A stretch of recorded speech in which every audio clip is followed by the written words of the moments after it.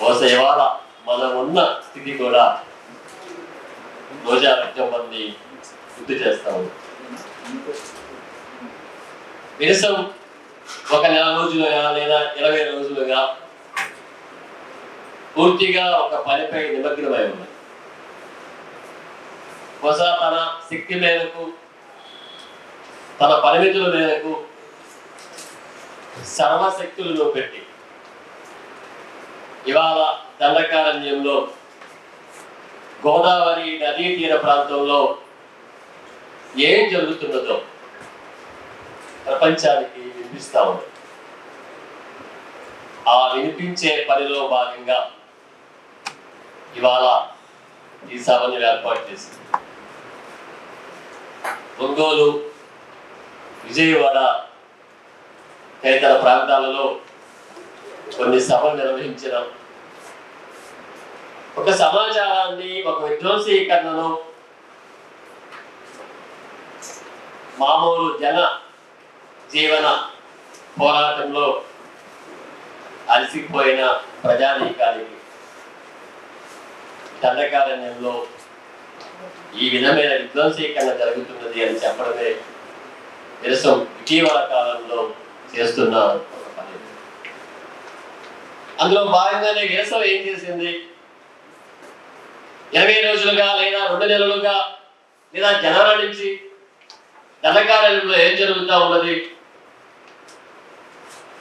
ఇవన్నీ చర్చించుకోవాల్సిన విషయాలు, ఆలోచించాల్సిన విషయాలు. మన రచనలో, మన మాటలో, మన సంభాషణలో భాగం కావాల్సిన అవసరం. ఒకసారి ఎవరికి పట్టని, ఏ బుద్ధిజీవులకు పట్టని, రచయితలకు పట్టని ఒక అంశాన్ని పదే పదే మేము ముందుకు తేవాల్సి వస్తుంది.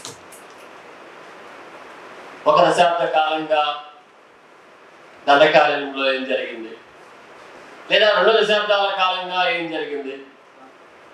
సర్వాజుడం నుంచి ఇవాటి ఆపరేషన్ కగారు వరకు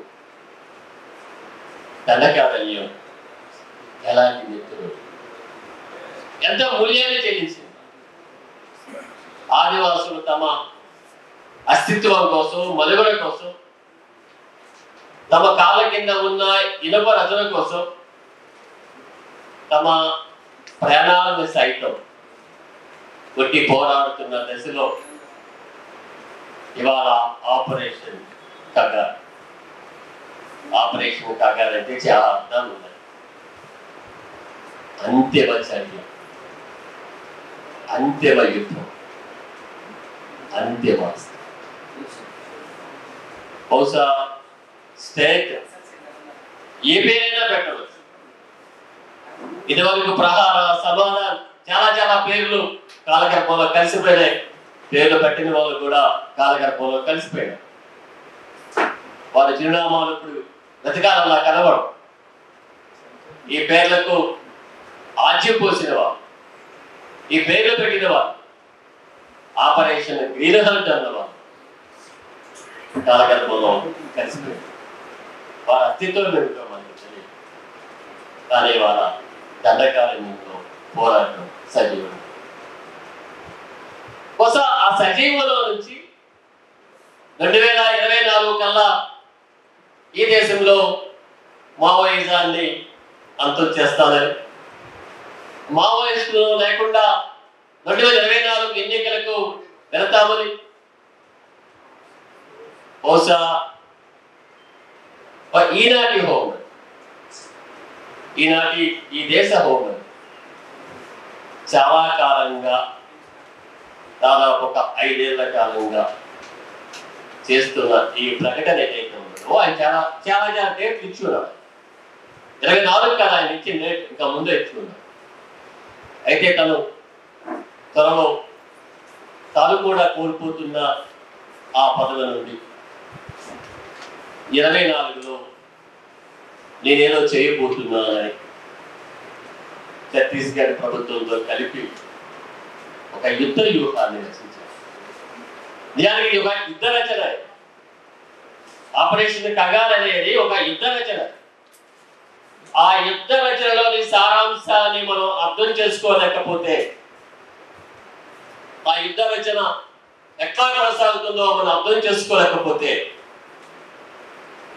ఇవాళ ఆదివాసీ ప్రాంతాలలో తల్లి పాలు తాగుతున్న ఒక పసిపాపను తోటా తాకితే, మరణిస్తే, ఇంట్లో వంట చేస్తూ ఉన్న మహిళ తోట కాల్పులకు మరణిస్తే, అనేక అనేక అనేక మూల్యాలను ఇవాళ ఆదివాసీ సమాజం భరిస్తారు. ఒకవైపు డ్రోన్ సారే సాధనం ద్వారా దాడులు గత 2 ఏళ్ళుగా కొనసాగింది. మన పౌరకుల సంఘం వాళ్ళు నిజ నిర్ధారణ కమిటీ కూడా వెళ్ళి వచ్చి ఉన్నారు. డ్రోన్ చేసిన విధ్వంసం, డ్రోన్ ద్వారా ఆయుధం ద్వారా చేసిన విధ్వంసం మన కళ్ళ కట్టినట్లుగా వాళ్ళు రేఖాచిత్రాల ద్వారా, ఫోటోల ద్వారా మనకు చూపించారు. మనకు చూడని ఒక ప్రపంచాన్ని, మనకు చూడని ఒక విధ్వంసాన్ని పౌరకుల సంఘం ఒక 2 ఏళ్ళుగా తన బాధ్యతల్లో క్రమంగా చూపించారు. ఇవాళ డ్రోన్ కాదు, మన డ్రోన్ కాదు, ఇవాళ అంతే. దాదాపుగా 2 నెలల కాలంలో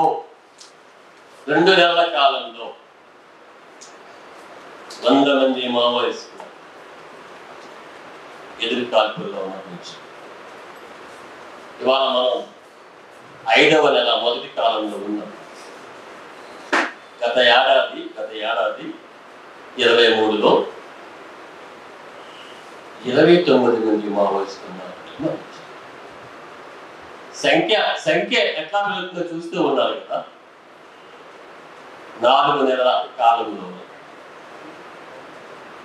ఇప్పటి దాదాపు 100 మంది మావోయిస్టులు. ఒక సంఖ్య చెబుతా ఉన్నాడు, ఒక సంఖ్య చెబుతా ఉన్నాడు. అందులో మావోయిస్టులందరూ, ఆదివాసులందరూ ఆ సంఖ్య దగ్గర ఒక నిర్ధారణ. మనం వాడు చెబుతున్న సంఖ్యను ఎంతో కొంత నమ్మవలసి ఉంటుంది. ఆ సంఖ్య నిజమనుకోవాల్సి ఉంటుంది. కానీ నిరాయుధులైన ప్రజలను ఎవరు లెక్కిస్తారు? ఆయుధం ఉన్నవాడితో యుద్ధం చేస్తాడు. గెలిపేవాడు ఆ యుద్ధంలో ఎవరు విజేతలో నిర్ణయించబడు. కానీ ఆయుధం లేదు. చంటి బిడ్డకు పాలిస్తున్న తల్లి, వంట చేస్తున్న తల్లి, వ్యవసాయ క్షేత్రంలో నిమగ్నమైన రైతు, ఇట్లా ఆదివాసీ ప్రాంతాలలో ఒక రోజు ఒక కాల్పులు మోటగా పడతారు. బహుశా మనం పుస్తకం చదువుతున్నప్పుడు, వినోద సాధనమైన టీవీ చూస్తున్నప్పుడు, అన్నం తింటున్నప్పుడు మన మెదళ్ళలో, మన ఆలోచనలో ఈ విధ్వంసీకరణ జరుగుతూ ఉంటుంది అనే ఎరుకు లేకపోతే అది భారతీయ సమాజానికే ప్రమాదం. ఇవాళ కగార్ అనేది ఒక ఆదివాసీ ప్రాంతాల్లో జరుగుతున్న ఒక యుద్ధ వ్యూహం మాత్రమే కాదు. ఇవాళ అది భారతదేశం మొత్తం మీద ఎక్కువ పెట్టబడిన బ్రాహ్మణీయ హిందుత్వ యుద్ధ వ్యూహం. ఇది మన వరకు కథలు వస్తుంది, మన వరకు రానే వచ్చింది. అయితే మనం సూచి చూడనట్లు, మనకు వినబడినట్లు, మన మెదడుకు, మన కంటికి అందనట్లు మన పొరుగునే ఉన్న, మన సరిహద్దుల్లో ఉన్న ఒక ప్రాంతంలో యుద్ధం జరుగుతూ ఉన్నది. యుద్ధమే జరుగుతూ ఉంది. దీని మామూలు పరిభాషలో ఎన్కౌంటర్లు, ఎదురుకాల్పులు అనుకుంటే అది మనం మోసం చేసుకున్నట్లు ఉంటుంది. ఒక యుద్ధమే. అయితే ఆ యుద్ధం జరుగుతున్న తీవ్రత గురించి ఎవరికి చెప్పాలి? ఇక్కడ పలానా చోట యుద్ధం జరుగుతూ ఉన్నది, ఇంతమంది ఆదివాసులు చనిపోయినారు, ఇంతమంది మావోయిస్టులు చనిపోయినారు, ఇంతమంది పోలీసులు చనిపోయినారు, ఈ వార్త ఎవరికి చెప్పాలి? అలాంటి వార్తలు మన మెయిన్ స్ట్రీమ్ మీడియాలో కనబడేవి. ఏదో ఒక స్కోరింగ్ పోతా ఉంటుంది, రిబ్బల్లా పోతా ఉంటుంది. మావోయిస్టులు పోలీసుల మధ్య ఎదుర్కోవాలని ఒక నిబంధన, ఒక శ్లోక, ఒక టీవీ తెర మీద పోతాం. అయితే అక్కడ జరుగుతున్నది ఆ విధ్వంసీకరణ రూపం ఏమిటి?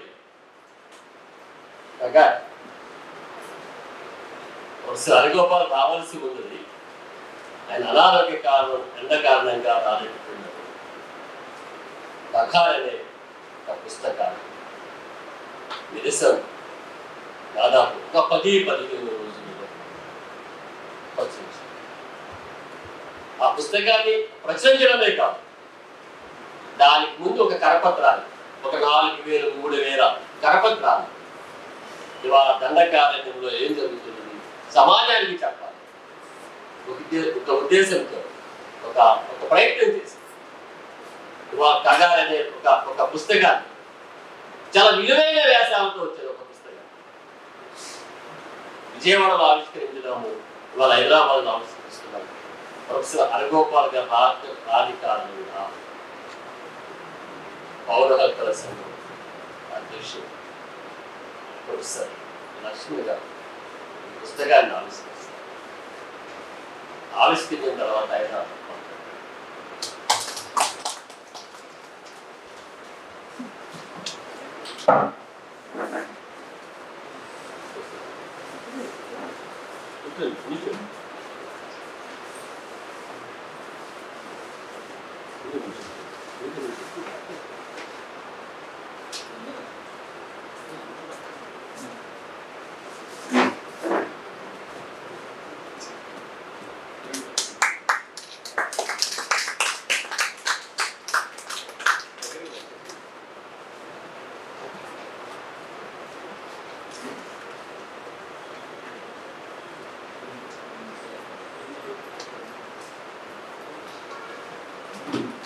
దాదాపు 10 వ్యాసాలు ఉన్నాయి. ఇందులో దండకారణ్య రచయితల వ్యాసాలతో పాటు విరసం సభ్యుల వ్యాసాలు, ప్రొఫెసర్ వేణుగోపాల్ వ్యాసం, ఇట్లా అన్నీ కలుపుకొని 10 వ్యాసాలతో కగా పుస్తకాన్ని వెలువరించాను. ఈ పుస్తకం లోపలికి వెళ్ళాలి కానీ ఒక 2 మాటలు చెప్పి నేను లక్ష్మణ సార్కి నైపిస్తాను. ఈ పుస్తకాన్ని ఎందుకు తేవాల్సి వచ్చింది? ఆపరేషన్ గ్రీన్ హంట్ అయినప్పుడు మేము విరసమే కవితా చూఖాలని ఒక పుస్తకాన్ని నిర్వహించాం. 2 తెలుగు రాష్ట్రాలలో ఉన్నటువంటి కవులతో మాట్లాడి ఇవాళ దండకారణ్యంలో ఆపరేషన్ గ్రీన్ హంట్ అమలు అవుతున్నది. ఈ ప్రతిస్పందనలో చెప్పబడినగానే చాలా మంది కవులు ఆనాటి కాలంలో స్పందించారు. కవితా చూఖాలు వాటికి అచ్చైన స్టూడెంట్స్ ఎవరైతే ఉన్నారో, అచ్చైన సీరత కలిగిన స్టూడెంట్స్ ఎవరైతే ఉన్నారో, ఇప్పటికీ వాళ్ళ రిఫరెన్స్ గ్రంథంగా ఆదివాసీ ప్రాంతాలు ఏం జరుగుతున్నదో కవితా చూఖాలు చెప్తారు. ఇవాళ ఈ పుస్తకం చాలా కాలం తర్వాత కగా అనే ఈ పుస్తకాన్ని విరసం వెలువరించడానికి కారణం దాదాపు 10-12 వ్యాసాలతో వసంత బేగం అక్కడ జరుగుతున్న విధ్వంసాన్ని ఒక ప్రత్యేక సంచికగా వసంత బేగం తీసుకొచ్చింది.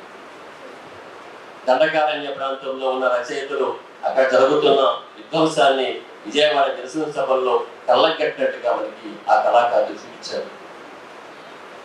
తర్వాత కాలంలో అక్కడ ఏం జరుగుతున్నది, ఇక్కడి నుంచి జనవరంలో వెళ్ళిన వాళ్ళు అక్కడ ఏం జరుగుతూ ఉన్నది, ఎలాంటి విధ్వంసం జరుగుతూ ఉన్నది, ఎప్పటికప్పుడు సంభాషణ ద్వారా మనతో వాళ్ళు అక్కడ ఉన్న విధ్వంసీకరణను మనకు చెబుతూ ఉన్నారు. చాలా జరుగుతూ ఉంది. ఇక సంభాషణ అయితే జరుగుతూ ఉంది. అయితే ఇవాళ మనం ఒక అంతిమ యుద్ధం అంటున్నప్పుడు మన వైపు నుండి ఒక ప్రయత్నం జరగాలి. కాబట్టి కథలనే ఒక పుస్తకాన్ని తీసుకోవచ్చు. బహుశా దీనిని చదివిన వాళ్ళు, దీని గురించి విన్నవాళ్ళు, రచయితలు, ఆలోచన పరులు ఈ పుస్తకాల గురించి మాట్లాడతారు. ఈ పుస్తకం ఎలాంటి ఎలాంటి అవసరమైన కాలంలో వచ్చింది దానిపై ఒక చర్చ చేస్తారు. బహుశా ఒక భావజాల ప్రచార వాహికగా ఈ వ్యాస రచయితలకు తెలిసిన ఒక సమాచారాన్ని ఒక దగ్గర ఏరికూర్చి కేవలం ఒక 10 రోజుల్లో దాదాపు 100 పేజీల పుస్తకాన్ని తయారు. నిజానికి ఇది రూపంలో పుస్తకం మాత్రమే మనకు కనబడే భౌతిక బలమైన పుస్తకం మాత్రమే. కానీ అది ఇవాళ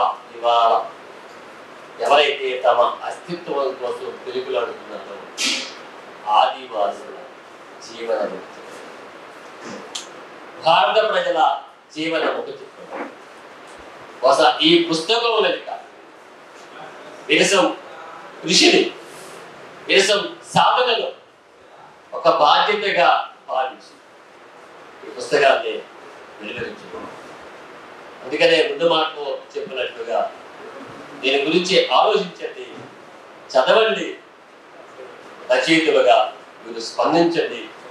కవితా ఝుంకార్ అప్పుడు ఎట్లాంటి ఒక ప్రతిస్పందన దీనికి వ్యతిరేకంగా వచ్చిందో అలాంటి ప్రతిస్పందనను తెలుగు సమాజం వ్యక్తీకరించాలని కోరుకుంటూ మేము అనగానే లక్ష్మణ్ గారు లక్ష్మణ్ పుస్తక ఆవిష్కరణకు ఒప్పుకున్నారు.